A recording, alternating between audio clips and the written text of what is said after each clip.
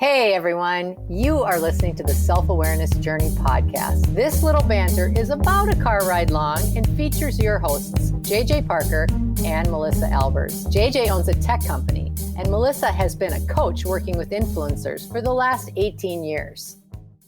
Melissa, we've been working, as you know, on this new product launch at work. Mm-hmm. And we sent a press release out yesterday announcing it. Yes. Except we weren't super coordinated on it, so the website wasn't exactly done. Right? You got a frog in your pocket. And so it's cool that we did this press release, except we didn't quite have everything thought through or ready. And then hours after that press release went out, we got an email from a customer asking to buy our new product.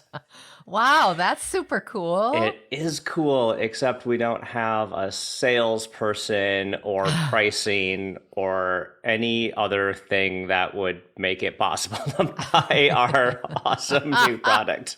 Oh my gosh. What the heck? Is this your first rodeo? I thought we've talked. This is not your first rodeo. This is a funny thing because, this is like part of my MO or something. It's like we build stuff. And then I don't know, we just put it out there in the world. Well, just before it's like fully baked. Let me just be a little more precise if that's okay with you. And of course I mean all of this in love. Let's hear it. I think the MO is let's get it 90% there, but when we can see the finish line, let's sit down. Let's not completely finish it because that last 10% is just full of details that are such boring tactical pieces, and we'll just sort that out later. Right. But it's all under the guise of creativity. It's all under the guise of, oh, it'll be fine. Just release it before it's perfect. That is my favorite thing. I definitely like releasing things before they're done. The other thing, no offense to the sales people who are listening or are also just on the podcast. I always short circuit the sales. Yeah, I know. Part of this whole equation, right? Yes. You and I've been through this before. A gazillion times. And I always just gloss over the sales part. I know it's an important part. Oh, do you? It takes time. Really? Do I? I have a book around here that says sales is important, but I can't find it right now. Oh my gosh. Just for the listeners' sake too, I would just like to remind everyone listening that the two halves of us, your half is operations, design, marketing, all the other stuff. My half is 100% sales, right? So I don't know. I might be sounding a little bitter or sarcastic about your disinterest in the sales portion. Oh, yes. Well, this is all to say, it's like a lot of times we do the same behavior over and over, even though we absolutely know it's not what we should be doing. Yes. I know I should have had all of that stuff done way ahead of time. And I know that it's important. And I know right now my feeling that everything is super uncoordinated and not executing well bugs me. I don't like this feeling, right? I know. This is the great part. You love this part. I have to go respond to this customer with who wants to buy our product. Oh, you're going to be the salesperson? We all know that's not going to go well. Oh, you're the salesperson today. Wow. Yeah. Want it? Yes or no? Well, how much is it? I don't know yet. Just say yes or no. I'll tell you later. There's this great movie called Tin Men, and it's all about sales and bad sales tactics. It's from the early 80s. And honestly, if you've been in sales or you're around salespeople, it's one of the funniest movies. It's these two guys that go door to door and they sell tin house siding, right? And it's like all the cliches of sales. So like they go to one place, knock on the door, and they're like, "Do you want to buy this siding?" And the guy's like, "Well, how much is it?" And he says, "Well, how much do you want it to be?" and the house owner goes, "How much do I want? I want it to be $1. I want it to be $1. That's what I want it to be." And the guy goes, "Mr. Babowski, you're not being honest with me." It's just like, oh my gosh. There actually is an art to good sales. I agree. All right, I won't beat you up anymore. I'm not trying to like disrespect all the salespeople, but I'll try not to beat you up anymore. I can't promise anything, but let's go back to your idea that we keep redoing things that we know are just not helpful for us. Right. Like I clearly, like if you were to zoom out on like what I just did. Yes. I clearly like just navigated myself into this position. Like it was all extremely predictable. Like actually I was actually like the our head of engineering, Ray, has been on me about this very problem for like a couple of months. He's like, "Hey, the product's getting close. It's about, we're going to ship it. It's getting close. What are you doing about sales?" I keep on ignoring him.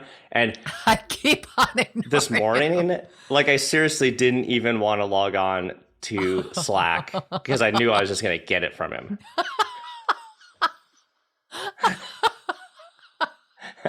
Oh my gosh.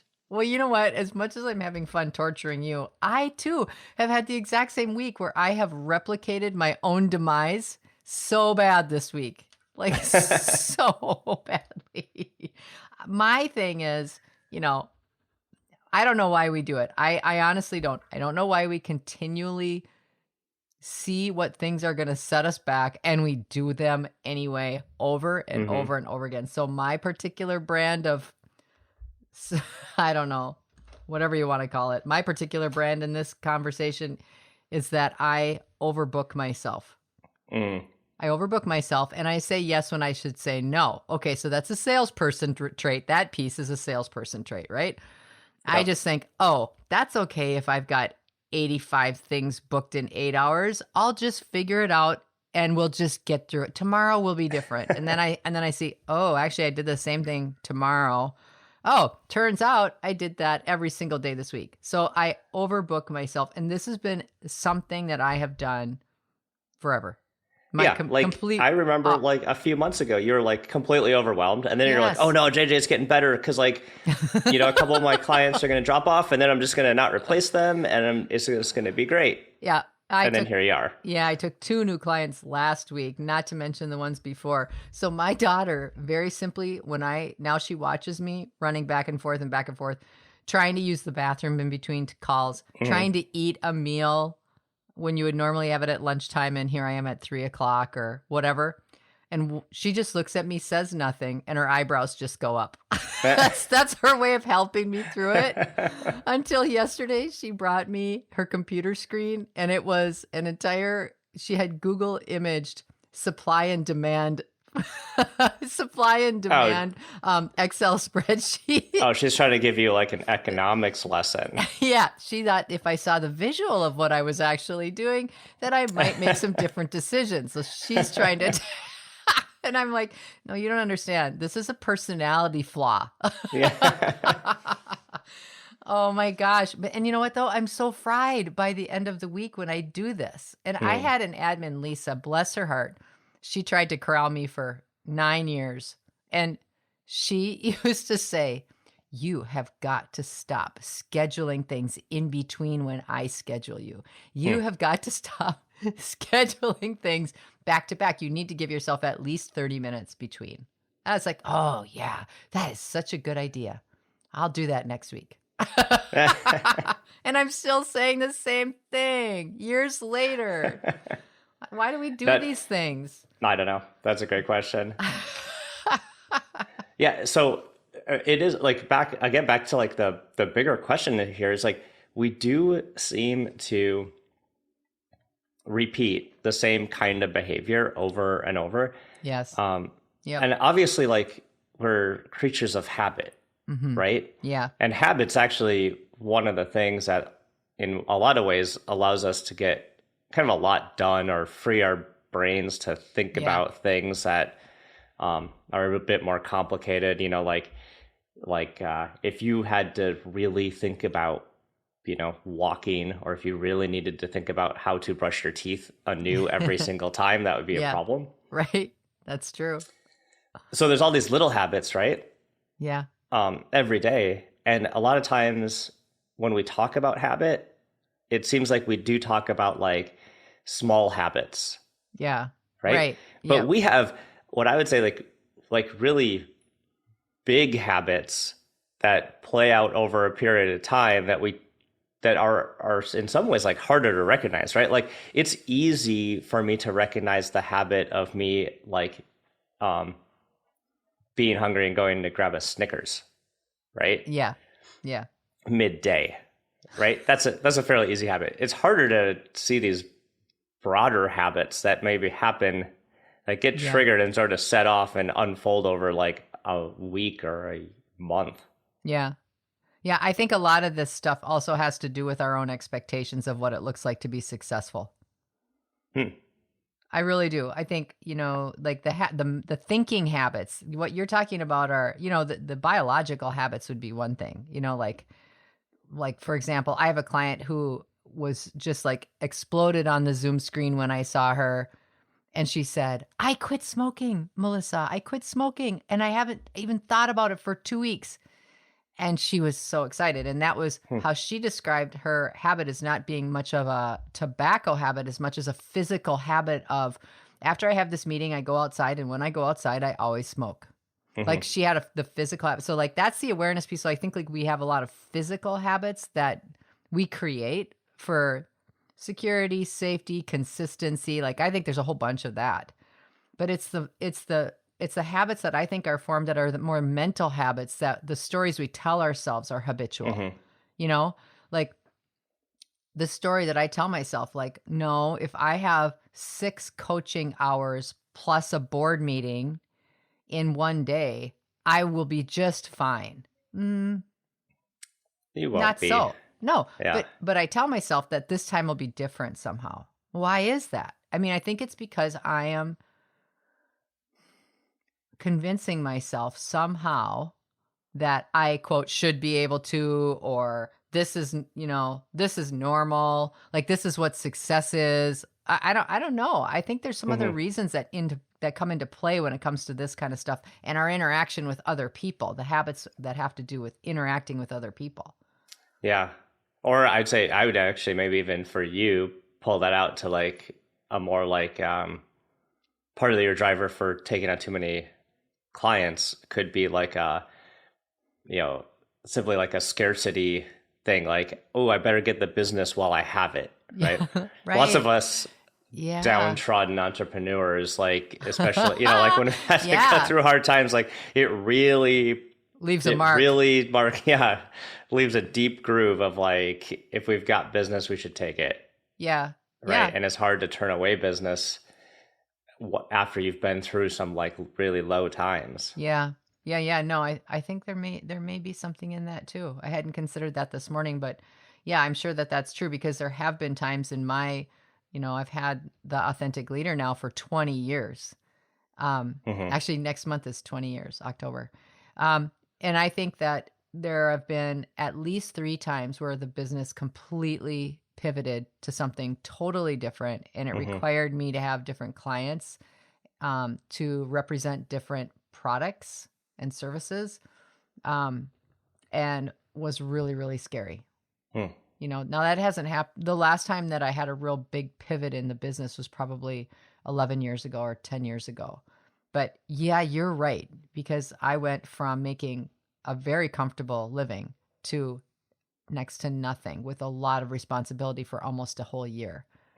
Employees, rent, all the stuff, but not having the same means to bring money in. And yeah, you're right. That piece must have something to do with it, even though that was so long ago. It must. I don't know. I don't know. To diagnose your overbooking. We should have other people on the podcast with and we can diagnose their problems. That'd be a nice departure. That's a good departure. It's just diagnosing our own problems. Well, the question, one of the things I like about this conversation is just like, well, first, it's good for you and I to just reflect sort of on our own, like on our own thinking patterns and watching our own behaviors and helping each other that way. But I was thinking here, like over the past few months when I've really been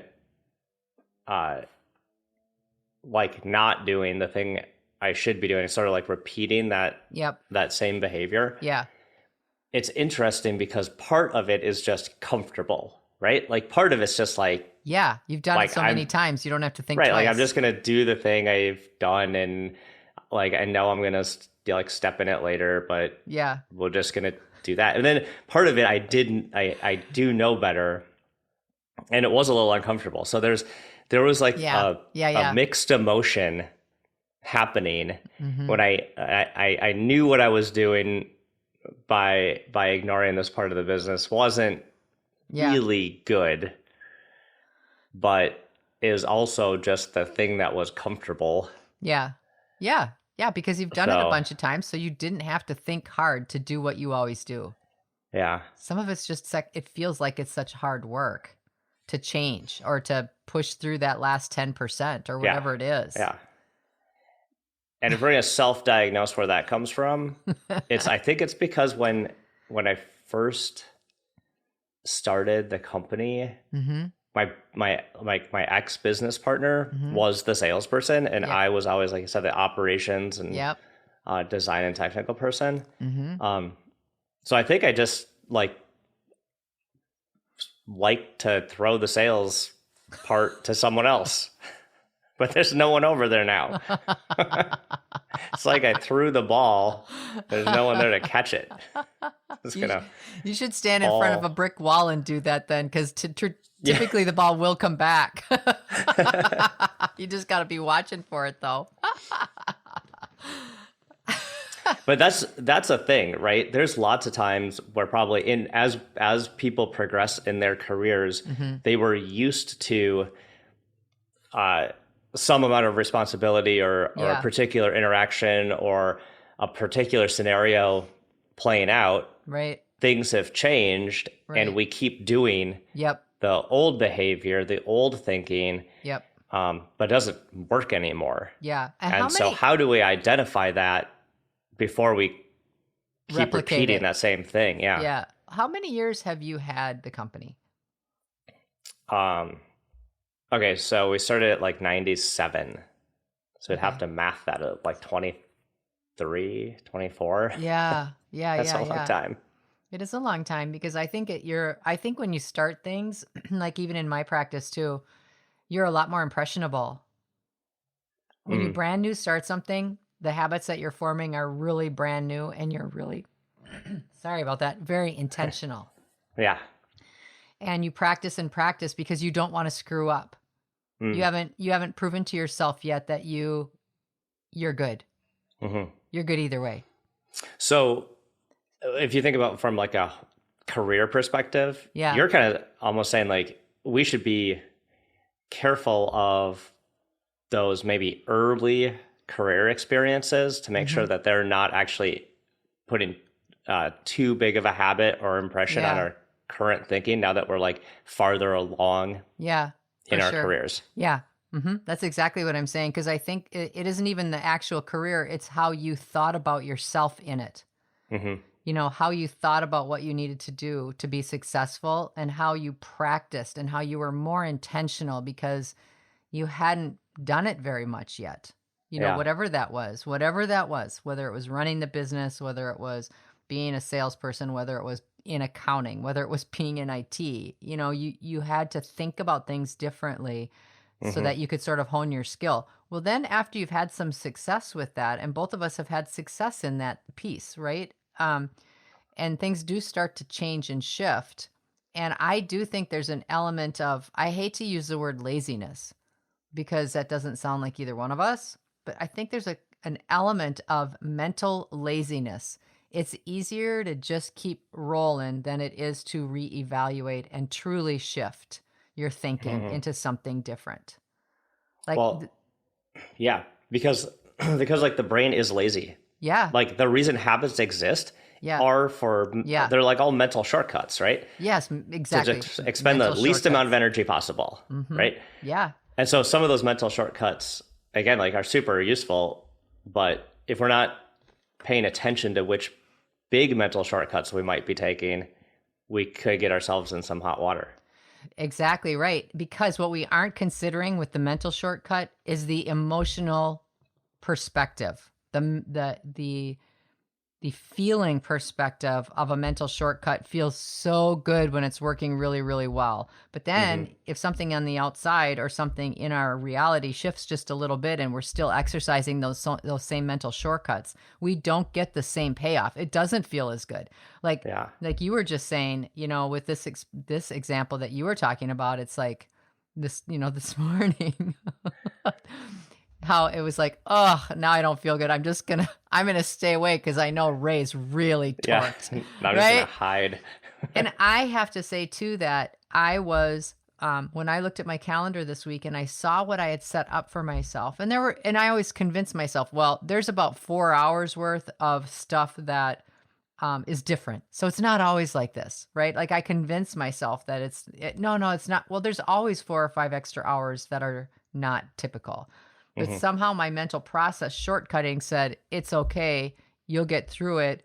It won't be like this tomorrow because it really isn't your fault in your planning, right? This isn't short-sighted thinking on your part. But the truth of the matter is that the emotional toll of this mental shortcut is reaching a point that is very uncomfortable, right? For sure.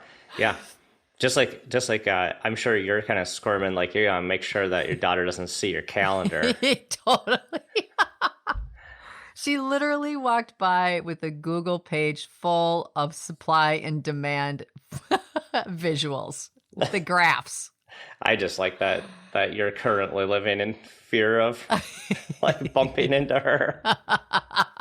Well, she's more of that operational, strong, analytical brain, and she's so darn good at it. So yeah, it is a little intimidating. So we're talking about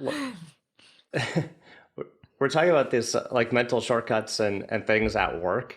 Yeah. But this happens just like on the personal side all the time too, right? Like when you're talking about times when you would have been more sort of impressionable, or like certainly like you're more, I don't know, maybe like hyper aware of behaviors, interactions. Like for me, it was like when I was kind of like high school, early college age, is like just hyper aware of interactions, and so and those don't really apply right anymore. But I still find myself like falling into those same old thinking patterns.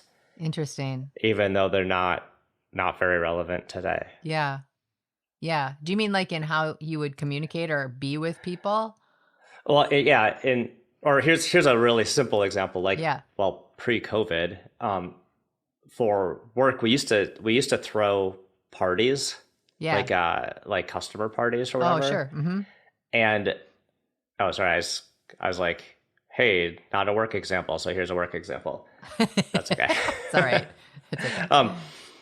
No, yeah, we used to like host these customer parties, right? And they were amazing, and like tons of people would show up, and but every single time, like an hour before those parties, I'd be like, no one's showing up, no one's coming to my party. You know what I mean? I would just get so like I felt like I was in high school. Like it was just like and it was like years and years and over and over and over and over every single time. Yeah. I mean, but then then the party would start and it'd be fine. Hundreds or thousands of people would show up. I mean, this was just like huge events. And but why, why would I get so anxious that no one was going to show up to my party, right? Well, I don't know. It's a mental shortcut. It's just the way that you've always thought. So boom, you were in the situation again and you thought it again. I can give you another example. So last night, my dad, Ray Gildow is his name, was inducted into the Minnesota Fishing Hall of Fame, which is a really big deal for the fishing culture in the state. And it was a pretty big event, and there were a lot of people going. Now, we haven't been going to events because of COVID, right? So the mental shortcut is, oh, this is an event, no problem. We'll go, we'll be socializing, we'll leave, everything will be great, right? But the mental shortcut is not paying attention to the emotional challenge of not only are we in a different reality right now because people have been getting sick, we also haven't been with people for a really long time. So the emotional stamina that it would take somebody, and it does take somebody, even someone like me who's highly extroverted, the emotional stamina to be with a big group of people for hours after is like, that was huge. Like I was exhausted afterwards. It was all good. It was all great. It was all fun. It was super awesome to be there. And yet the mental shortcut I made was, oh, this is just an event. It's 2.5 hours. We'll be on our merry way afterwards.